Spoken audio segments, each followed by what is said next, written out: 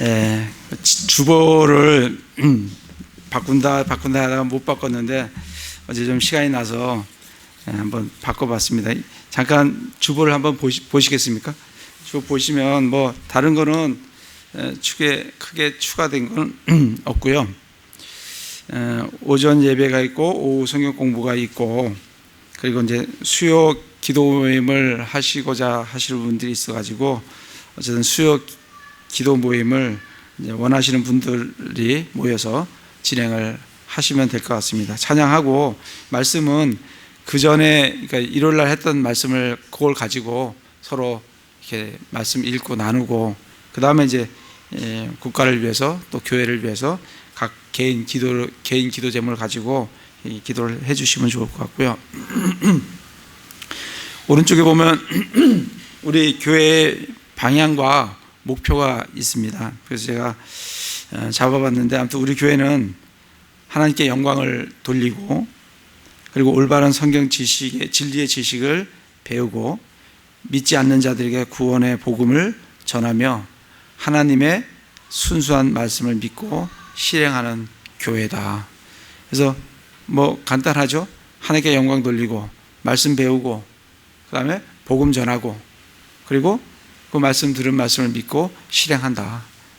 이게 우리 교회 방향과 목표라고 생각이 됩니다. 그래서 뭐 더 좀 우리 보완할 게 있으면 말씀을 해주시면 또 나중에 보완을 하도록 하고요.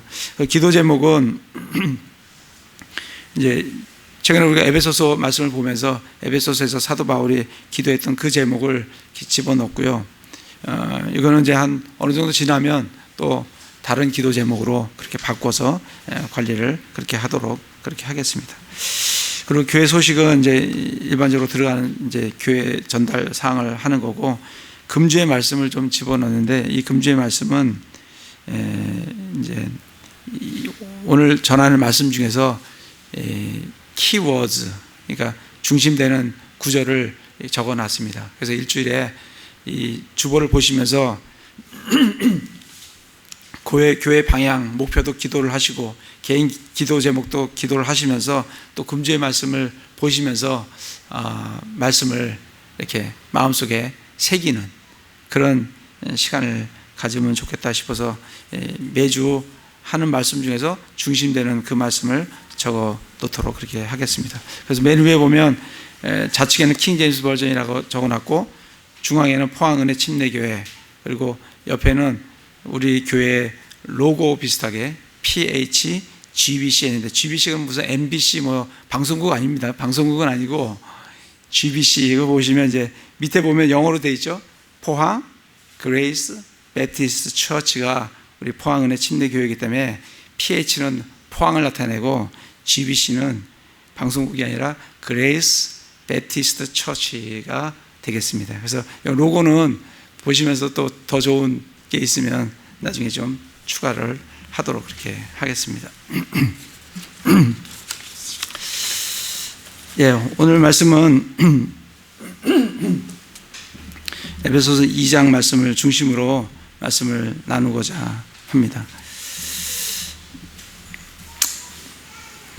우리 1장에서 사도 바울이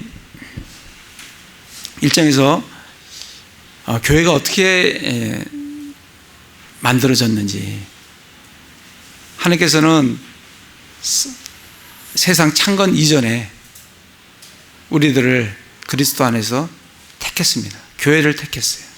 그리고 예지를 통한 예정으로 우리를 자신의 아들로 입양을 했어요. 그리고 우리를 받아주시고 또 그뿐만 아니라 우리를 구속해 주셨어요. 죄들의 용서를 해 주셨다는 거죠. 그리고 우리에게 지혜와 분별을 주셔서 하나님께서 계시하는 신비가 어떤 것인지 그걸 알게 해주시고 또 우리에게 상속 유업을 주셨습니다. 그리고 그것을 성령으로 우리를 그리스도의 날까지 봉인해 주시고 그리고 성령으로 그것을 보증해 주셨어요. 그게 우리에게 주신 교회를 만드시고 교회에 주신 하늘의 처소에 속한 모든 영적인 복입니다. 그래서 그리고 그 교회를 위해서 교회의 머리이신 예수 그리스도를 우리에게 주셨습니다. 그래서 교회는, 예수 그리스도 교회는 모든 것 안에서 충만하게 하시는 그 예수 그리스도의 충만한 것이 교회다. 그래서 교회는 예수 그리스도로 충만해야 됩니다. 그렇게 이제 말씀을 해주고 하시면서, 정말 우리가 간절히, 우리 교회가 간절히 기도해야 될 기도 제목은 우리에게 지혜와 계시형을 주사 하나님을 알게 하시고, 또 우리의 지각의 눈을 밝혀주셔서 정말 우리의 부르심의 소망이 뭔지, 또 우리에게 주어진, 우리에게 있는 그 상속 유업이 정말 얼마나 풍성한 건지, 또 우리에게 날마다 베푸시는 하나님의 그 권능이 얼마나 지극히 큰 권능인지를 알기를 원한다라는 기도가 있었습니다. 정말 이 기도 제목을 가지고 우리 교회를 위해서, 또 자기 개인을 위해서, 또 가족을 위해서, 또 더 나아가서는 우리 한국에, 또는 우주에, 온 우주에 있는, 이 온 세상에 있는 그리스도인들이 정말 이 말씀대로 하나님을 더욱 알고 소망과 그 다음에 상속유업과 그리고 권능을 더 알아가는 그런 사람들이 될 수 있도록, 그런 교인들이 될 수 있도록, 그런 교회가 될 수 있도록 기도를 많이 해주시기 바랍니다. 그래서 1장의 주제는 교회는 그리스도의 몸이다. 이게 1장의 주제입니다. 그래서 어떻게 만드셨고, 어떻게 복을 주셨고, 이런 내용들이 쭉 나오는 게 1장이고, 2장에서는 교회는 거룩한 전이다. 21절에 보면 그분 안에서 모든 건물이 꼭 맞게 함께 뼈대를 이루어 주 안에서 한 거룩한 전으로 자라가고, 교회는 뭐냐면 거룩한 전이다. 이렇게 표현을 하고 있어요. 22절에 보면 하나님의 처소로 함께 세워져 있느니라. 그래서 교회는 한 거룩한 전이고, 그리고 하나님의 처소다. 이렇게 이제 말씀을 우리에게 해주고 계십니다. 그래서 2장의 주제는 그거예요. 1장은 교회는 그리스도의 몸이다. 2장은 교회는 한 거룩한 처소다. 그리고 한 거룩한 전이고 하나님의 처소다. 이게 이제 2장의 주제인 것을 우리가 볼 수가 있습니다. 2장 11절에 보면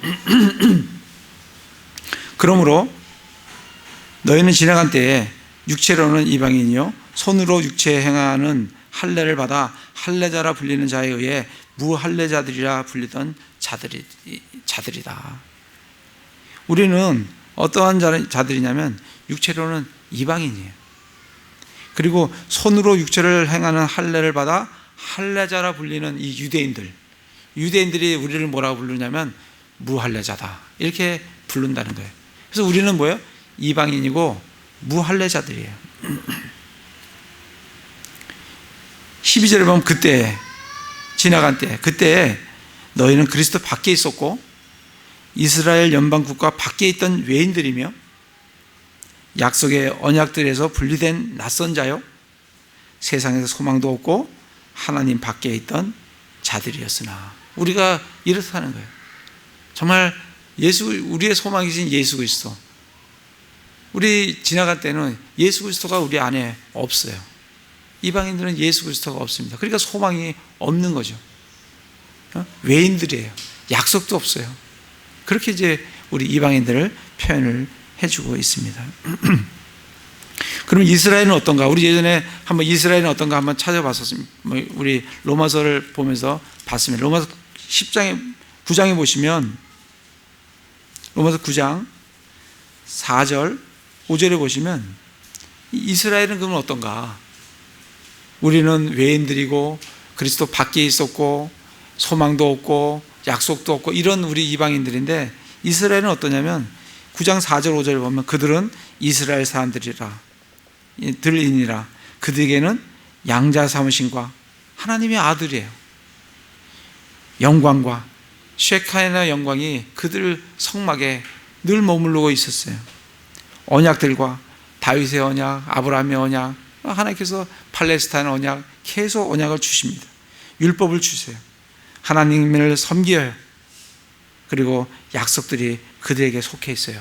조상들로 말하면 아브라함부터 모든 조상들이 다 그들의 것이에요. 육체에 가난한 그리스도께서도 그들에게 나셨어요. 이게 이스라엘이에요.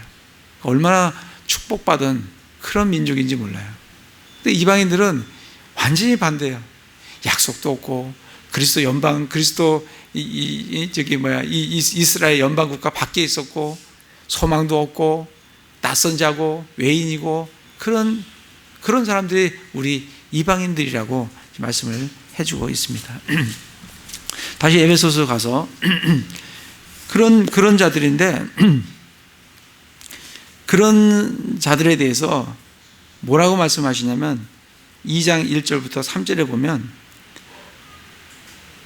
또 그분께서 범법과 죄들 가운데서 죽었던 너희를 살리셨도다. 우리는 이방인들은 어떤 자들이냐면 범법과 죄들 가운데서 죽었던 자들이에요. 우린 죽었던 사람들이에요. 뿐만 아니라 지나간 때는 너희가 그것들 가운데서, 그것들이 뭐예요? 죄들 가운데서 이 세상의 행로를 따라 걸으며 공중의 권세 잡은 통치자 곧 지금 불순종 자녀들 가운데 활동하는 영을 따라 걸었느니라. 지나간 때에는 우리도 다 그들 가운데서 우리 육신의 욕심 안에서 생활하며 육신과 생각의 욕망을 이루어 다른 사람들과 같이 본래 진노의 자녀들이었으나, 이렇게 말씀을 합니다. 우리가 이방인이었을 때 우리 과거에는 우리가 죄들 가운데서 죽었어요. 근데 그 죄들 가운데 죽었다라는 의미를 2절부터 4절까지 얘기를 해 주시는데 어떤 자냐면 지나간 때에는 하면서 말씀을 해 주십니다. 첫 번째, 세상의 행로를 따라 걸어요. 그러니까 세상을 따라 걷는다고요. 이방인의 특징이 뭐냐면 세상을 따라 걷습니다. 그러니까 로마서 12장에서는 너희는 세상과 세상에 동화되지 말고 계속 우리 그리스도인들에게 얘기해 주시는 이유가, 이방인들은 뭘 따라 걸었냐면 세상을 따라 걷습니다. 그 다음에 이들은 뭘 따라 걷냐면 공중의 권세 잡은 자 곧 불순종 자녀들 가운데 활동하는 영, 마귀의 영, 사탄의 영을 따라 걸어갑니다. 그들의 특징이 그래요. 세 번째는 지나간 때는 우리도 다 그들 가운데서 우리의 욕심 안에서 생활하며 육신과 생각의 욕망을 이루어. 세 번째 특징은 뭐냐면 육신의 욕망을 따라가요. 육신의 욕심을 따라간다고. 그러니까 이 이방인들의 특징이 세 가지를 딱 말하라 그러면 세상 행로를 따라 걸으며 마귀의 영을 따라 걸으며 그 다음에 자기 육신을 따라 걷습니다. 이게 우리가 그리스도인이 돼도 우리를 늘 유혹하는 게 이 세 가지예요. 첫 번째 뭐예요? 첫 번째가 세상이 우리를 유혹한다고. 세상이 얼마나 좋아 보입니까? 나가서 보면 얼마나 좋아 보이는지 몰라요. 그 다음에 또 누가 우리를 유혹해요? 사탄이 우리를 유혹한다고. 사탄은 울부짖는 사자와 같이 삼킬자를 찾고 다니고 있어요. 사탄이 우리를 유혹해요. 그 다음에 또 강력하게 우리를 유혹하는 게 우리 육신이에요. 우리의 육신의 욕망이, 우리의 육신의 욕심이 우리를 유혹합니다. 그래서 우리는 늘 이 세 가지를, 이방인 때는 그 가운데서 죽었지만 지금 그리스도인이 된 상황 가운데서도 우리는 늘 이 세 가지를 경계하면서 살아가야 될 줄로 생각을 합니다. 그래서 그들은 죄들 가운데 죽었어요. 이방인들은 죄들 가운데 죽었다고. 그래서 죽었다는 의미가 호흡만 끊긴 게 아닙니다. 호흡에 끊긴 사람도 물론 죽은 사람들이죠. 누가복음 9장 59절 60절에 보면 예수님께서 죽은 자들 장례 지낼 때 뭐라고 말씀하시냐면 죽은 자들로 죽은 자가 그들의 죽은 자들을 장례 지내게 하고 너희는 하나님의 왕국을 선포하라, 이렇게 말씀을 하십니다. 거기서 두 부류의 죽은 자가 나오죠. 실제로 호흡이 끊긴 죽은 자가 나오고, 호흡은 살아있는데 하나님과 관계하지 못한, 하나님과 관계가 없는, 하나님과 전혀 교류가 없는 그런 죽은 사람, 두 종류의 죽은 사람이 나와요. 그들이 다 누구라고요? 죄들 가운데 죽은 자들이에요. 그럼 우리는 어떤 사람이 그러면 죽지 않은 자냐? 요한일서 5장 11절 12절을 보면 또 증거는 이것이니 하나님 우리에게 영원한 생명을 주신 것과 이 생명이 그의 아들 안에 있는 그것이니라. 아들이 있는 자에게는 생명이 있고 하나님의 아들이 없는 자에게는 생명이 없느니라. 누가 살아있는 자냐면 생명이신 예수 그리스도가 그의 안에 있으면 그는 살아있는 자예요. 왜냐하면 생명이 있기 때문에. 그래서 요한일서 5장 11절 12절에 아들이 있는 자에게는 뭐가 있어요? 생명이 있고, 하나님의 아들이 없는 자에게는 그가 어떤 사람이든 그런 생명이 없다. 그렇게 말씀을 우리에게 해주고 계십니다. 그래서 여기서 우리가 말씀을 잘 보면 이 이방인들은 우리도 과거에 죄들 가운데서 죽었어요. 이방인들은 죄들 가운데서 죽었어요. 그들은 영이 죽어 있는 상황이에요. 하나님과 교류가 없는 영이 죽어 있는 상태예요. 그렇지만 그들의 육은 살아가지고 세상을 쫓아다니고 마귀의 영을 쫓고 육신을 쫓아가는, 영은 죽었는데 육은 살아있어요. 우리 그리스도인은 어떤 사람이에요? 우리는 죄들 가운데 죽은 사람이 아니라 죄에 대해서 죽은 사람들이에요. 우리는 죄에 대해서 죽어서 우리는 영이, 예수님을 믿음으로 말미암아 우리의 영이 살아났어요. 그 대신 우리의 육은 어떻게 됐어요? 우리의 육신은 예수님과 함께 십자가에 못 박아 버렸다고. 그리고 정욕과 애착과 함께 육신을 십자가에 못 박았다고요. 그게 우리로 하고 말씀해 주신 게 우리는 죄에 대해서 죽었다라고 말씀을 해주고 계십니다. 로마서 6장을 가보겠습니다. 우리 그 전에 로마서를 했기 때문에 하시면 다시 좀 생각이 이렇게 나실 겁니다.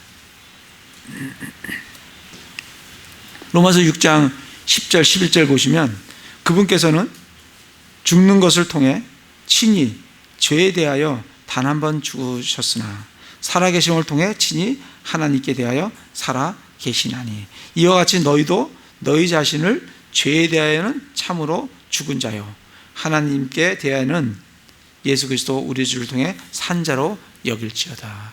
예수님도 죄에 대해서 한번 죽으셨고 하나님께 대해서 살아나셨어요.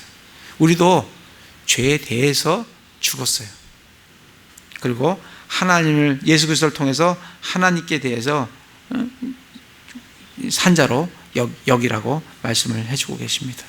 그 갈라디아 5장 24절 우리 지난번에 했다시피 갈라디아 5장 24절에는 뭐라 되어 있어요? 애착과 정욕들과 함께 육신을 십자가에 못 박았느니라. 우리도 죽은 사람들인데 우리는 뭐가 죽은 사람이냐면 육신이 죽은 사람들이에요. 영은 살아나고 육신이 죽었어요. 믿지 않는 사람들은 영이 죽었고 육신이 살아있어요. 우리도 죽었는데 우리는 뭐가 죽었어요? 우리는 우리의 육신이 예수님과 함께 십자가에 못 박혔다고. 골로새서 2장 11절 우리 많이 찾아봤습니다. 네? 죄들에 속한 몸을 죄들에 속한 몸을 그리스도 할례로 벗어버렸다라고 말씀을 해주고 계십니다. 그게 우리가 죄에 대해서 죽었다라는 그런 의미예요. 그래서 죄들 가운데서 죽은 이방인들과 죄에 대해서 죽은 우리 그리스도인이 있다는 것을, 그 차이를 분명하게 우리가 알아야 될 줄로 생각합니다. 다시 에베소서로 와서, 그래서 우리는 본래 진노의 자녀였어요.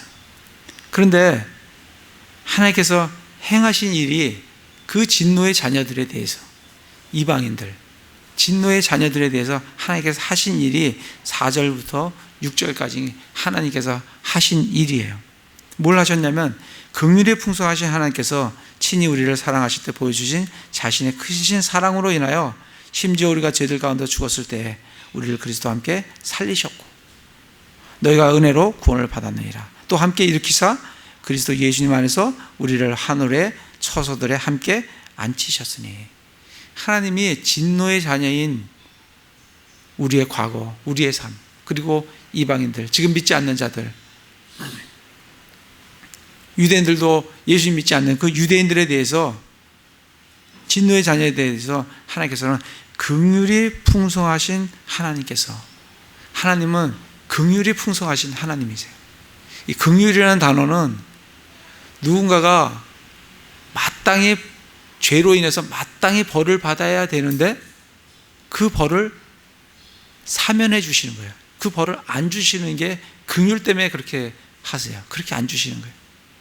그리고 하나님은 긍휼이 많으신 분, 풍성하신 하나님뿐만 아니라 5절에 보면 너희가 은혜로 구원을 받았느니라 말씀을, 하나님은 은혜의 하나님이세요. 그러니까 긍휼은 내가 마땅히 받아야 될 것을 받지 않게 해주시는 게 긍휼이고, 은혜는 받을 가치가 없는 사람에게 풍성하게 부어주시는 거예요. 그게 은혜입니다. 긍휼하고 은혜는 다른 거예요. 어떤 사람이 죽을 죄를 졌어요. 대통령이 사면을 해줬습니다. 긍휼이에요. 그죠? 긍휼이 있기 때문에 그를 살려주는 거예요. 긍휼이 크겠어요? 심판이 크겠어요? 어떤 게 더, 하나님은 공의로우신 분이에요. 그래서 심판을 하시는 분이에요. 긍휼이 큰 것 같아요? 심판이, 공의가 큰 것 같아요? 뭐가 먼저일 것 같아요? 긍휼이 먼저. 예, 맞습니다. 야고보서 한번 가보겠습니다. 야고보에 보시면, 야고보서 2장 2장 13절에 보시면, 긍휼을 베풀지 않는 자는 긍휼 없는 심판을 받으리라. 긍휼은 심판을 이기고 기뻐하느니라. 이렇게 돼 있어요. 그러니까 우리가 구원받을 수 있는 것은 하나님의 긍휼 때문에 그래요. 하나님의 긍휼이 심판을 이기기 때문에 하나님은 우리를 긍휼히 여기셔서 우리의 죄가를 예수 그리스도가 다 받게 하시고 우리를 거기서 구원해 내시고 구속하시는 걸 볼 수 있어요. 그것은 왜 그러냐면 긍휼의 하나님이기 때문에 그래요. 그래서 여기서 그렇게 말씀을 해 주시는 거예요. 긍휼이 풍성하신 하나님께서 친히 우리를 사랑할 때 보여주신 자신의 크신 사랑을 인하여 심지어 우리가 죄들 가운데 죽었을 때 우리를 그리스도와 함께 살리셨어요. 근데 정말 우리를 살리실 뿐만이 아니에요. 그죠? 살리시는 것도 놀랍죠. 우리의 영이 되살아나고 나중에 우리가 예수 그리스도가 오시면 우리의 몸이 부활합니다. 그것도 놀라운데 6절에 보면 더 놀라운 일이 또 함께 일으키사 그리스도 예수님 안에서 우리를 저 하늘 처소에 함께 앉혀 놓으셨어요. 이게 과거 시제입니다. 앞으로 그렇게 될 거라는 게 아니라 이미 앉혀 놓으셨다는 거예요. 예수님, 여기 1장에 보시면 예수님도 하나님께서 예수님을 1장 20절에 보면 예수님을 죽은 자도 살리시고 하늘 처소에 들여서 자신 오른편에 예수님을 앉힌 거와 동일하게 우리도 이렇게 세우시고 그리고 저 하늘 예수님 앉아 계신 그 하늘 처소에 우리도 함께 앉히셨다라고 말씀을 해주고 계십니다. 근데 그렇게 참 놀라운 이 일을 그 하신 이유가 뭐냐면 7절에 보면 그게 이유예요. 7절이 이유예요. 이것은 왜 그렇게 하셨냐? 우리를 일으키시고 그리고 하늘 처소에 앉히셨는데 그렇게 하신 이유가 뭐냐면 이것은 그분께서 그리스도 예수님을 통해 우리에게 베푸신 친절 속에 담긴 자신의 은혜의 지극히 풍성함을 다가오는 시대들 속에서 보여주려 하심이라. 다가오는 시대가 있다는 거예요. 시대가 있는데 시대도 복수로 돼 있어요. 시대들이 있다는 거예요. 그러니까 다가오는 시대들이 있어요. 이 시대들 속에서 하나님께서 우리를 구원하신 그거를 보여주고자 우리를 그렇게 하셨다는 거예요. 그래서 우리는 여기서 다가오는 시대들이 있구나. 이것도 다가오는 시대가 단수가 아니고 복수구나. 이런 걸 우리가 알 수가 있습니다. 그래서 시대가 어떻게 구분되는지는 정확히 성경에 정확하게 명확하게 나와 있지 않지만 어쨌든 다가오는 시대가 있다는 거예요. 이 시대가 영어로는 ages예요. ages. 그런데 그러면 다가온 시대는 우리 추정해 보면 앞으로 뭐가 있어요? 천년왕국 시대가 있구나. 앞으로 이 땅이 다 소멸되고 새하늘과 새 땅이 있는 그 시대가 있구나. 이런 시대가 있다는 것을 우리가 추정해 볼 수가 있습니다. 그 뒷장을 넘겨서 3장에 보시면 앞으로 다가올 시대도 있지만 5장에 보면 3장 5절에 보면 그분께서는 이제 자신의 거룩한 사도들과 대언자들에게 성령을 통해 이 신비를 계시한 것 같이 지금 대언자들과 누구에게? 사도들에게 이 이방인들이 예수 그리스도 안에서 공동 상속자, 동료 상속자가 된다고 하는 그 신비를 보여주셨는데 이 신비를 이 대언자들하고 사도들에게 계시해 주셨는데 그 계시한 것 같이 다른 시대들에서는 사람들의 아들들에게 그것을 알리지 아니하셨는데 여기 보면 또 다른 시대들이 있어요. 그러니까 우리가 지금 살고 있는 이 시대를 현 시대라고 하면 다가올 시대들이 있고 또 그 다른 시대면 어떤 시대겠어요? 우리의 전 세대 시대겠죠, 그죠? 다른 시대들도 있어요. 그러니까 다가올 시대들도 있고 다른 시대들도 있어요. 그 다른 시대는 우리 추정해 보면 율법 시대가 있고 노아의 시대가 있고 전혀 죄를 짓지 않았던 아담의 시대도 있었어요. 그런 시대들을 우리가 추정을 해 볼 수가 있습니다. 그런데 어쨌든 하나님께서는 왜 우리를 구원해 주셨느냐?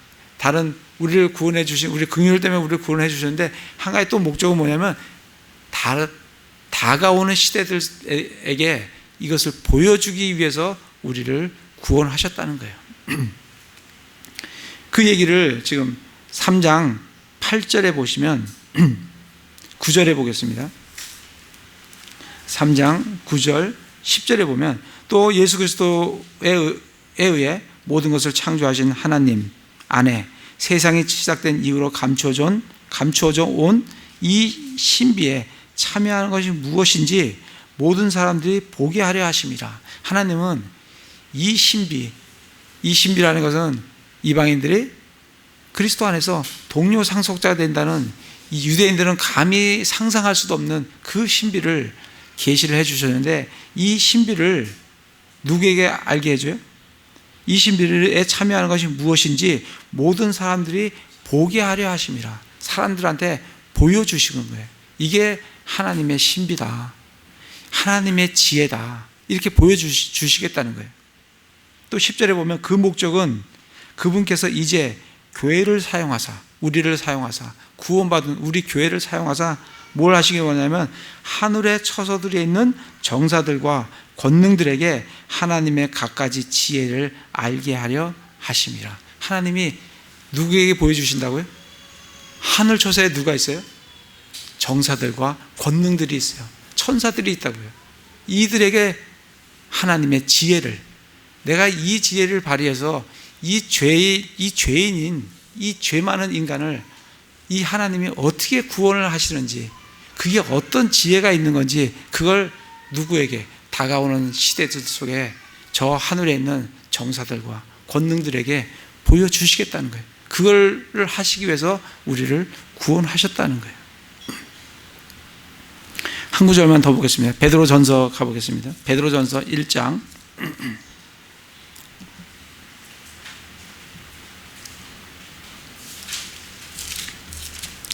베드로전서 1장에 보시면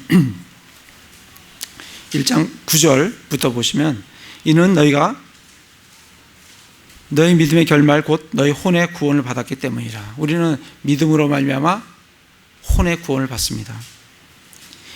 10절 이 혼의 구원에 관하여는 너에게 임할 은혜에 대하여 대언한 대언자들이 부지런히 조사하고 탐구하되, 이 구약에 있는 대언자들이 이 혼의 구원에 대해서 우리 교회가 어떻게 구원을 받는지 그거에 대해서 부지런히 조사하고 탐구했어요. 왜냐하면 그들에게는 계시된 것이 아니기 때문에, 그들에게는 밝히 드러나는 것이 아니었기 때문에, 아까 얘기했잖아요. 다른 시대에는 알려주지 않았다 했잖아요. 그러니까 이 율법 시대의 이 대언자들은 흐릿하게 이게 뭐가 있긴 있는데 그걸 잘 모르겠는 거예요. 그러니까 탐구하는 거예요. 이게 뭔지. 예? 이 탐구를 했어요.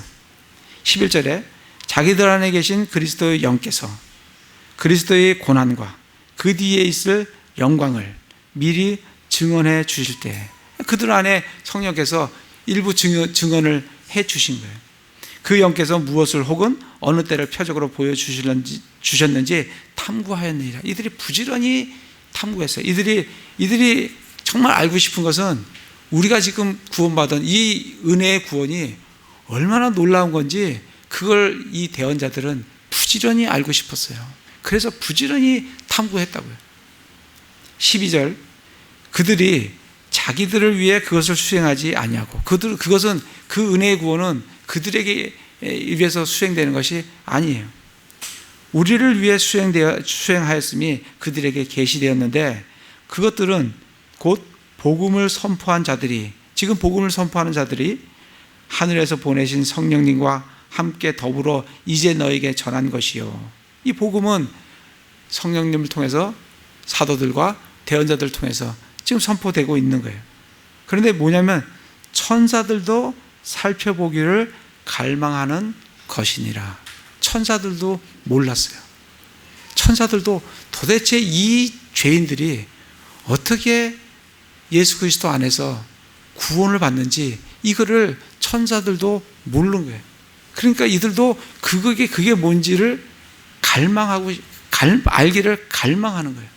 그러니까 앞에서 구약의 대언자들도 갈망했고, 그래서 열심히 탐구했고, 천사들도 도대체 이게 뭔지 이걸 보기를 갈망한 거예요.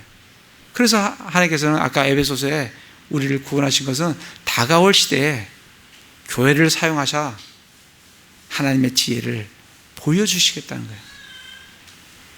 다시 에베소서 3장으로 가시면, 3장에 가면 그 끝까지 3장 10절에 이제 교회를 사용하사 하늘의 처소들에 있는 정사들과 권능들에게 하나님의 갖가지 지혜를 알게 하려 하심이라.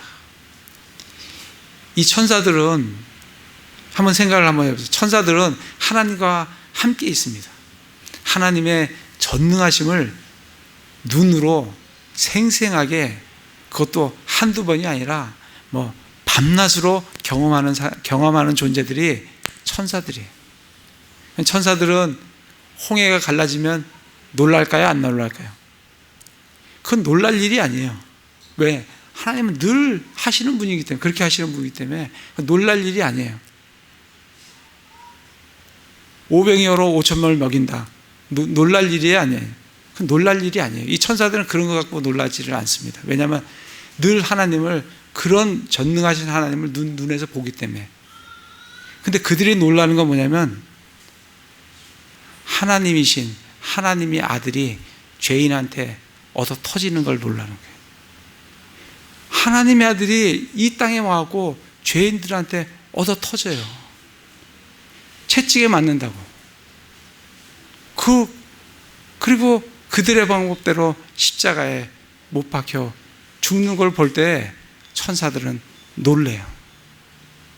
이게 하나님의 지혜, 하나님께서 우리를 구원하시는 지혜인데, 그 지혜를 천사들이 그걸 보고 놀란다는 거예요. 그걸 몰랐기 때문에 그게 어떤 방법으로 어떻게 하나님께서 이 죄인들을 구원하시는지를 하나님께서 우리를 구원하셔서 그거를 쫙 보여주신다는 거예요. 그건 마치, 여러분, 트럼프가 미국 대통령이잖아요. 미국이 아프가니스탄을 예전에 공격했어요. 이라크를 공격했어요. 그럼 여러분 어떤 생각 드세요? 저는 그런 생각 들어요. 저게 전쟁이 며칠이나 갈까? 얼마나 끝날까? 뭐 얼마 안 가잖아요. 많이 가야 뭐 1년, 2년이면 전쟁이 끝납니다. 당연히 미국이 이기는 거로 우리는 알아요. 그 놀랄 일이 아니에요.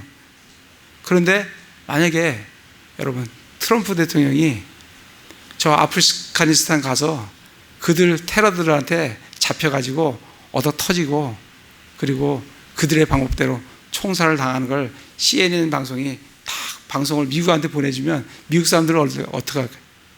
놀랄 일이에요. 이거는 도대체 왜 저 사람이 저기 가서 저렇게 얻어 터지고 저렇게 총살을 당해야 되는지, 그게 그들의 구원 때문이라고 한다는 그 지혜를 알고서는 천사들이 놀라는 거예요. 그러니까 이게 하나님의 지혜인 거예요. 그러니까 하나님의 그 지혜를 하나님은 앞으로 다가오는 시대들 속에 내가 어떻게 이 죄인을 어떻게 사랑해서 어떻게 긍휼을 베풀어서 내가 그 죄인들에게 얻어 터지고 십자가에 못 박혀 죽고 채찍 맞고 그걸 통해서 이 죄인들을 어떻게 구원하시는지 그 하나님의 지혜를 천사들과 다가오는 시대들 속에 시청각 자료로 쫙 보여주시겠다는 게 하나님의 우리를 구원하신 구원 계획 중에 하나라는 거 말씀을 해주고 계십니다. 그래서 다시 7절에 2장 7절에 오셔서 그래서 우리를 구원하신 그 구원의 그 이유가 다가오는 시대들 속에서 그것을 보여주시겠다는 거예요. 8절 9절은 우리를 구원하신 구원의 방법이에요. 우리를 어떻게 구원을 하셨냐면 너희가 믿음을 통해 은혜로 구원을 받았나니, 우리는 은혜로 주시는 그 구원을 뭘 통해서만 받을 수 있냐면 믿음이라는 그 통로를 통해서만 받을 수가 있어요. 하나님께서 우리를 구원하신 그 방법은 하나님께서 긍휼을 베푸시고 은혜로 우리에게 구원을 주시는데 그 구원은 뭘 통해서만 받을 수 있냐면 믿음을 통해서만 받을 수가 있어요.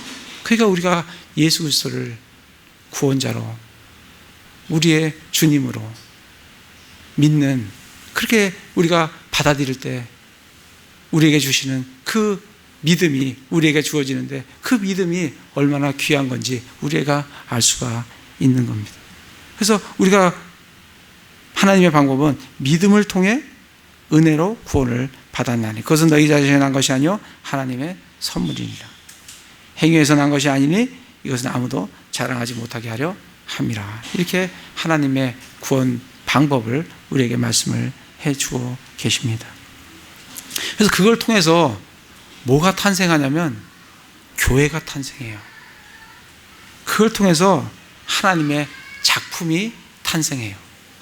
그래서 우리를 뭐라고 해요? 우리는 그분의 작품이요. 우리 작품이 탄생한다고. 그 하나님의 그 행하심을 통해서 우리의 작품인 교회가 탄생을 해요. 그리고 우리를 뭐라고 얘기하냐면 그리스도 예수님 안에서 선한 행위를 하도록 창조된 자들이니라. 우리는 하나님의 작품이고 뭐예요? 창조된 자들이에요. 우리가 여기 정말 좀 생각을 하셔야 될 게, 우리는 무슨 개선되거나 이렇게 개조되거나 그런 존재가 아니라는 것을 우리에게 분명히 말씀을 해주고 계십니다. 모든 종교는 개선이에요. 개정이에요. 조금씩 이렇게 뭐 있잖아요. 불교도 가서 뭐 두들기고 이렇게 참선을 해갖고 뭔가 좀 더 개선시키는 거잖아요. 우리는 그렇게 개선된 자들이 아니에요. 기독교는 그런 개선이 아니라 창조되는 거예요. 작품이에요. 하나님께서 새롭게 만드신 작품이고, 그리고 뭐예요? 새롭게 창조된 자들이라고. 그래서 고린도후서 5장 17절에 뭐라 그랬어요? 그런즉 누구든지 그리스도 안에 있으면 새로운 창조물이라. 이전 것을 지나가신 보라 새 것이 되었도다. 갈라디아서 5장에서도 보면, 6장에 보면 예수 그리스도 안에는 할례자나 무할례자가 소용없고 새로운 창조물만 있느니라. 우리 이 말씀 봤죠? 새로운 창조물만 있느니라. 그래서 아담의 세대에서 새로운 창조물인 예수 그리스도의 세대로 넘어가는 것은 무슨 개선을 해서 내가 무슨 노력을 해서 이 세대로 넘어가는 게 아니라 이거는 다시 태어나야 되는 거예요. 다시 태어나서 새로운 창조물이 돼야 하나님의 작품이 돼야 되는 거지, 이거는 무슨 내 노력이나 조금의 무슨 개선으로 되는 것이 아니라는 것을 우리에게 말씀을 해주고 계십니다.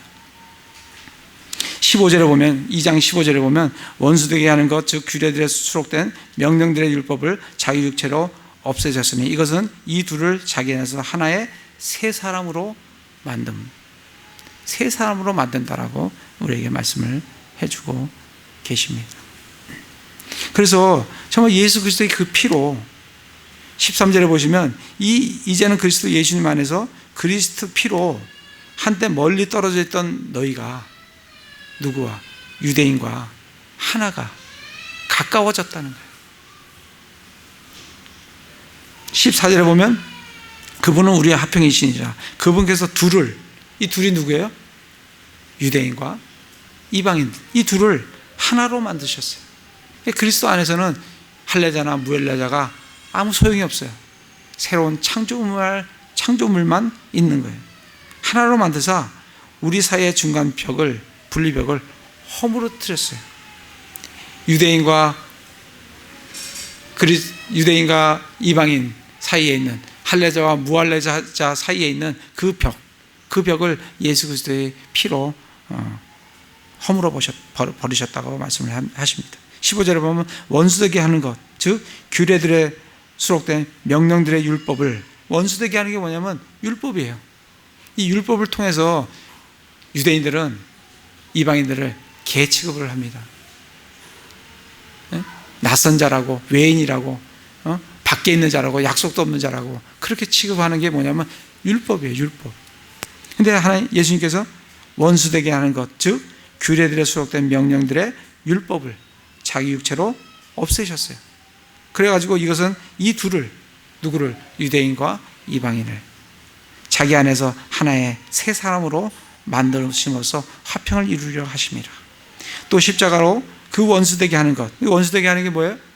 율법이라고 했죠. 앞에 죽이사 친히 십자가로 이 둘을 한 몸으로 만드셔갖고 하나님과 화해하게 하셨다. 17절에 또 그분께서 오셔서 멀리 떨어져 있던 너희에게와 이방인들과 가까이 있던 그들 유대인들에게 화평을 선포하셨느니라.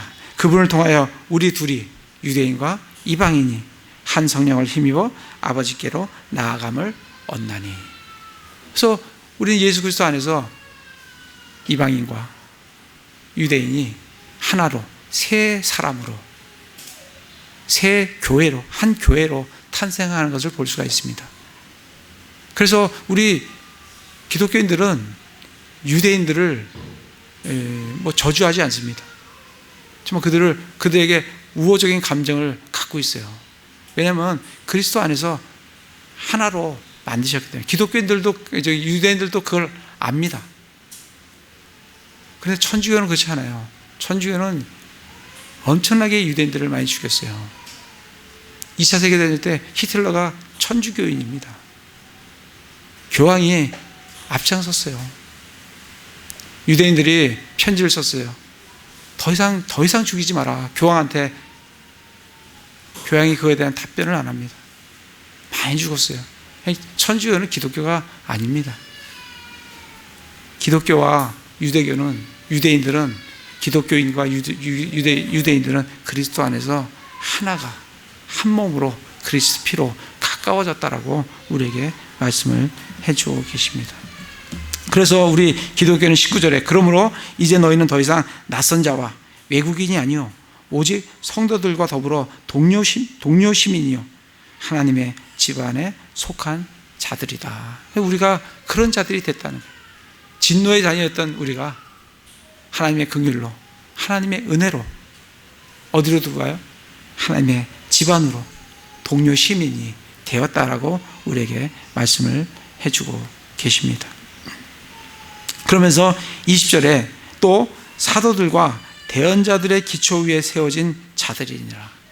예수 그리스도께서 친히 으뜸 모퉁이 돌이 되시나니. 우리가 어디 위에 세워진 자라고요? 사도들과 대언자들 기초 위에 우리가 세워져 있어요. 잘 기억하시기 바랍니다. 사도와 대언자들이 뭐예요? 이들이 기초예요. 그리고 예수님은 뭐예요? 으뜸 모퉁이 돌이 예수님이에요. 그래서 21절 22절 가보겠습니다. 그분 안에서, 예수님 안에서 모든 건물이 꼭 맞게 한 뼘의 뼈대를 이루어 주 안에서 한 거룩한 전으로 자라가고, 그분 안에서 너희도 성령을 통해 하나님의 처소로 함께 세워져 있느니라. 이렇게 말씀을 하고 계십니다. 지금 나눠드린 거기 그림을 보시면, 1번 그림을 보시면, 이게 집을 지을 때, 건물을 지을 때 기초를 박는 거예요. 토목공사 하는 거예요. 얕은 데는 얕은 기초. 그림 1번을 보셔야 됩니다.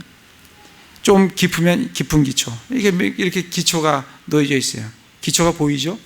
근데 그 기초 아래 보면 뭐라고 적혔냐면 암반이라고 적혀 있어요. 암반. 이 암반이 뭐냐면, 암이 뭐예요? 암이 암이죠. 암이 암인데, 암이 바위 암자예요.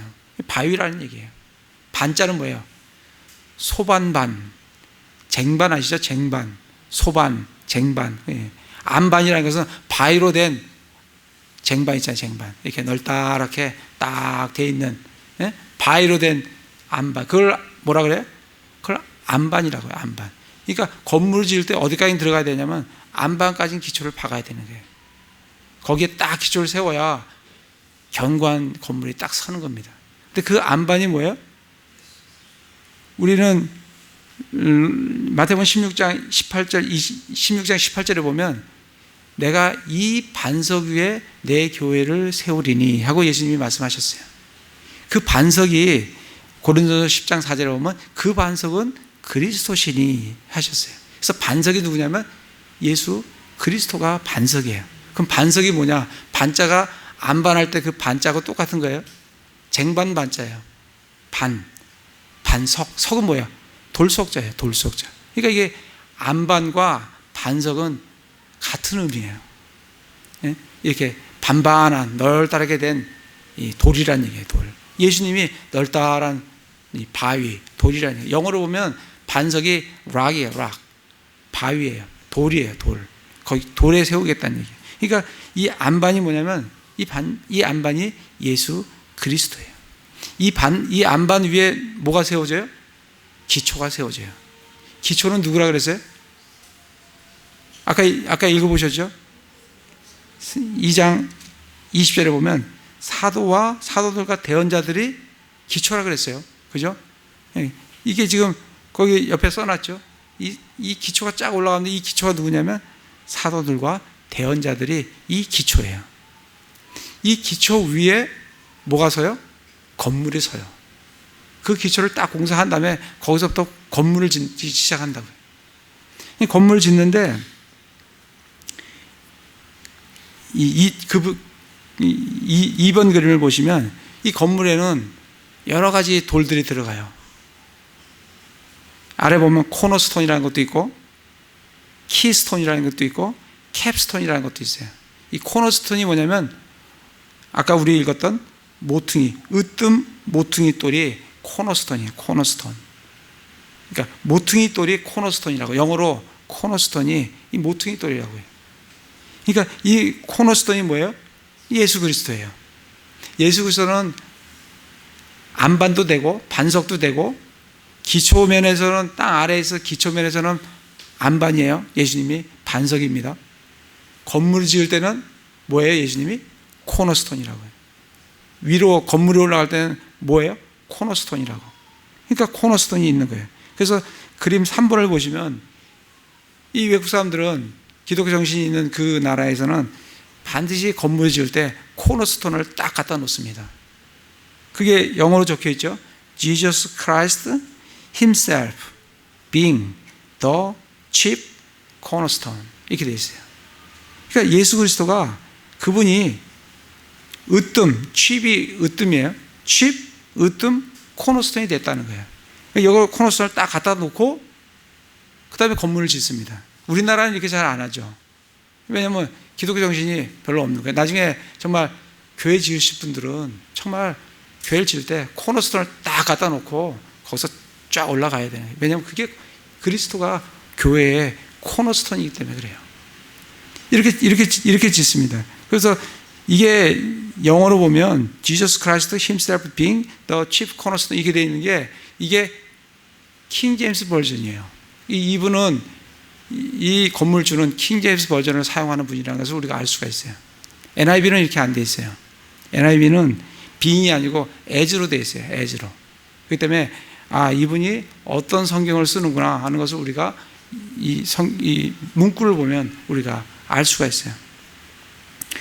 이 3번이 그렇게 돼 있고 이 3번을 딱 이제 좀 보완해 주는 그림이 4번이에요. 4번 그림을 딱 보시면 코너스톤을 딱 갖다 놓고 옆으로 이쪽 벽이 쫙 흘러가죠. 또 이쪽 벽이 쫙 흘러가죠. 또 높이가 딱 세워집니다. 그러니까 이 코너스톤을 중심으로 해서 드림줄을 딱 내려요. 그래갖고 이쪽으로 수평 맞추고 이쪽으로 수평 맞추고 이쪽으로 수평 딱 올라가고 그게 뭘 중심으로? 코너스톤을 중심으로. 이게 잘못되면 코너스톤이 만약에 이래 놓여봐요. 건물이 이래 씁니다. 잘라야 돼요. 코너스톤을 딱 놓고 이 벽 위로 건물이 딱 맞게 꼭 맞게 뼈대를 쫙 이룹니다. 그림 2번을 한번 보시면 이 그림을 잘 보세요. 이 코너스톤이 있어요. 근데 캡스톤하고 키스톤하고 캡스톤, 이 키스톤이라는 것은 뭐냐면 저거예요. 쐐기돌이에요. 쐐기돌. 우리나라 말로는 쐐기돌이에요. 쐐기돌이에요. 쐐기 알죠? 쐐기. 박는 쐐기 있잖아요. 이 키스톤을 보시면 위에는 넓고 아래는 좀 좁아요. 그죠? 그렇게 박아야 이게 힘을 딱 받아갖고 옆에 있는 걸 딱 밀어주면서 힘을 딱 받아서 아치가 딱 이렇게 형성이 되는 겁니다. 그게 나는 이렇게 생기기가 싫고 그냥 이렇게 직사각형으로 좀 되고 싶습니다 하면 직사각형으로 딱 끼면 어떻게 되겠어요? 쑥 빠져버리는 거예요. 빠지면 어떻게 돼요? 아치가 형성이 안 되고 다 무너지는 거예요. 그러니까 누군가가 키스톤의 역할을 하는 사람이면 요래 생겨야 되는 거예요. 내가 싫어도 나는 이렇게 생겨야 되는 거예요. 그래야 거기에 딱 껴갖고 이 아치를 건물을 딱 형성시켜 주는 거예요. 캡스톤을 한번 보세요. 캡스톤은 위에 있는 돌입니다. 이 우리나라는 갓돌이라고 그래요. 갓돌. 머리에 있다고 해서 갓돌이라고 그래요. 이 갓돌이 만약에 하나 없어 봐요. 그러면 옆에 있는 갓돌하고 이렇게 얽혀 있지 않기 때문에 거기가 무너지고 태풍 불면 이 갓돌들이 날아가는 거예요. 서로 같이 연결되어 있으면 힘을 받지만 그렇지 않으면 그럼 나머지 날아가면 그 밑에 것들이 다 힘을 잃게 되는 겁니다. 그래서 성경에서 정말 지체들이 꼭 맞게 뼈대를 이루어서 함께 하나님의 거룩한 전으로 자라간다는 말이 그런 의미를 인 것을 우리에게 알려주고 계십니다. 그래서 정말 우리가 정말 교회 지체 한 사람으로서 우리 지체로서 우리가 해야 될 일은 2장 10절에 보세요. 2장 10절에 보면 선한 행위를 위하여 창조된 자들이에요. 하나님께서 그 선한 행위를 정하신 것은 우리가 그 행위 가운데 걷게 하려 하심이라. 우리는 과거에 뭘 따라 걸었어요? 육신을 따라 걷고 사탄을 따라 걷고 세상을 따라 걸었어요. 근데 그걸 따라 걷는 게 아니라 뭘 따라가요? 선한 행위를 따라 성령을 따라 생명의 새로움 속에서 우리는 걸어가는 자들이라고 우리에게 말씀을 해주고 계십니다. 그래서 다시 정리하면 2장 21절 22절에 보면 그분 안에서 모든 건물이 꼭 맞게 함께 뼈대를 이루어. 중요한 단어들이 많아요. 꼭 맞게. 커서도 안 돼요. 안 들어가요. 작으면 헐렁헐렁하면 빠져요. 꼭 맞게 함께 할 때 뭐가 돼요? 뼈대가 아치를 이룬다고요. 뼈대를 이루어서 한 거룩한 전으로 자라가요. 그분 안에서 너희도 성령을 통해 하나님의 처소로 함께 세워져 가요.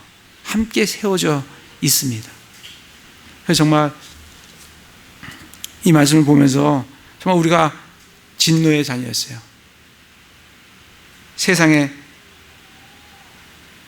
마귀의 육신을 따라 걷고 걸어 다니는 진노의 자녀였다고. 그러나 하나님의 긍휼이 풍성하신 하나님의 긍휼과 은혜로 우리가 구원을 받았어요. 믿음을 통해 구원을 받았어요. 하나님의 작품으로 새 사람으로 창조되었어요. 그런 우리에게 주님께서 원하시는 것은 선한 행위를 따라 걷는 거예요. 그리고 지체 간에 꼭 맞게 함께 뼈대를 이루는 거예요. 그래서 거룩한 한 전으로 세워져 가기를 원하십니다. 그게 에베소 2장에서 우리에게 주시고자 하는 하나님의 말씀입니다. 그래서 그러한 형제 자매들 다 되시기를 기도를 드립니다. 제가 기도하겠습니다.